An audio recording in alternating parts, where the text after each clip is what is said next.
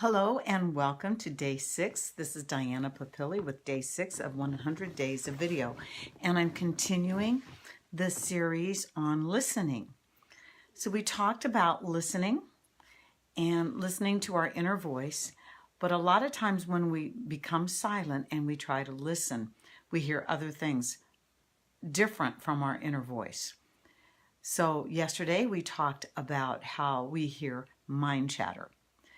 And just to sum that up very briefly, mind chatter is kind of, it's inside your mind, but it's from outside voices. It's usually in the second person, meaning it's talking about you are this and you are that. It's not complimentary. It's very negative. It's very condemning. And it's annoying. And we need to overcome it. So today, I want to talk about something that a lot of people don't like to talk about. And it's what I like to call the human default program. Now, those of us who've been around long enough to remember when personal computers and the desktop computer made its debut back in the dark ages, most of us probably remember that whenever we would walk across, say in our socks or something, or just any type of shoe, we would walk across carpeting or even the floor sometimes and then touch the computer, it would give it a static shock. And then you'd see a sign saying, or a little window would say in the screen, it would say words to the effect, restored default programming. So any of your settings or any of the program that you did after you set it up would be wiped out, and your default program and settings would be reestablished. Basically what we did at the time was, and they have since improved that technology tremendously, but what happened at the time was the stress of the static shock restored the default program. Now, let's apply this to a human being. First of all, what is a human default program? Well, I'm not sure exactly where it comes from, but it comes from way, way back when we were much, much younger and, infancy or childhood. It's a lie that we believe about ourselves. It's a lie, okay? It will influence the rest of our decisions, whether we are aware of it or not. And we believe, and most importantly is we believe it. So it's a lie, we believe the lie, and then it influences the rest of our behaviors and decisions. And a lot of times we're not even aware of it. It could be that someone is listening to their mind chatter so much that they start believing it. And instead of saying in the second person, this is you, all of a sudden they start saying I. And they declare, I am. And this is not a good thing that we want to declare. For example, it's very common to look at human default programs. I've done this through my presentations when I was a professional speaker, and I heard all over the place where I gave these presentations, a lot of people would say, oh yeah, their human default program, or another way to term it is core belief, is that they are not worthy, or they're not good enough, or they don't deserve love, or words to those effect. But it's not always it's I. It's like, I'm not worthy, I'm not good enough, I don't deserve love, those kinds of things. And I don't even like saying them because I don't like the energy. And the problem is we believe it. For whatever reason, whatever circumstances put us there, and it will impact the rest of our lives until we become conscious of it and we decide to fight it. Well, how do we fight it? Well, that's a good question. I believe, and I also used to share this in my workshops and presentations when I had my speaking business, I believe that in order for us to really be balanced human beings, and I'm going to do a series on what is balance, but I believe that in order to be balanced human beings, we really need to reach in.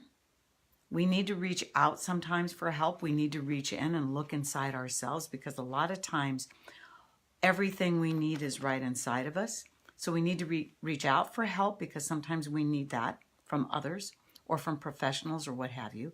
We need to reach in, and we also need to reach up to the universe, to God, to higher power, whatever you want to label that energy that's greater than ourselves, but seems to help us restore balance and alignment with that source. So I think that that's how we're going to overcome our mind chatter as well as our core beliefs. Now, there are other spiritual disciplines that believe there are other ways to deal with it. I'm not here to teach spiritual disciplines, and certainly you are free to go and pursue those spiritual disciplines. That's not my purpose. My purpose is just to teach what's been presented to me throughout life and through other endeavors that I have followed and through other individuals. And I'm kind of coalescing them into how I interpret all of this data that I've received over my lifetime. So it's important, though, that we acknowledge our core beliefs. And I'll just be totally honest with you. My core belief is I'm not good enough. And it really had a major impact on my earlier life because I just didn't believe I was good enough. But as I've learned about this and worked on it, I have also been able to take a look at that and put it in its place and say, well, okay, there's a part of me that may not be good enough, but with the help from above, within, and without, I can still accomplish what it is I want to accomplish. And so I acknowledge it. I don't give it any power, but at the same time, I don't completely ignore it, because I found that a lot of times those negative things, if I ignore them and not give them some acknowledgement or what have you to that effect, that they become so loud. The best way I can think of this and describe it is, if you've ever seen the Disney movie Fantasia, then there's a scene in there where there's this giant shadow of this mouse. It's just huge. It's giant. And when you actually look at the actual mouse, it's this little teeny tiny Mickey Mouse casting this huge giant shadow. So to me, that is what my human default program looks like.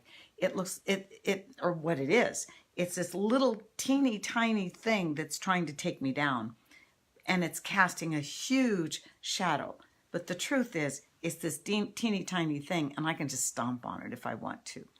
And I've done that a few times. It's like, okay, you need to just go back into your hole because we're not dealing with you today. And, I'm just going to go about my business. And so the more I fortify myself from within and from above, and then sometimes I get help, a little help from our friends, right?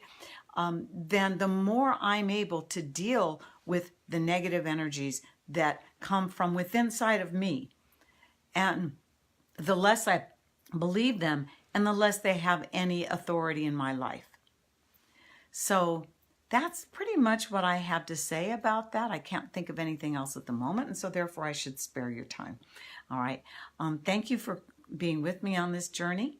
And I know I may lose some of you because you're not interested in this topic, but I will be changing topics. And so there we go. I mean, throughout, I try not to spend too much time on any one topic.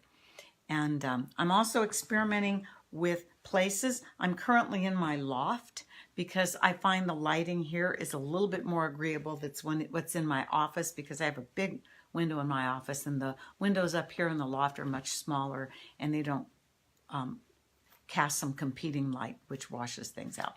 So thanks so much for being with me today, and I will see you again tomorrow. Have a great day.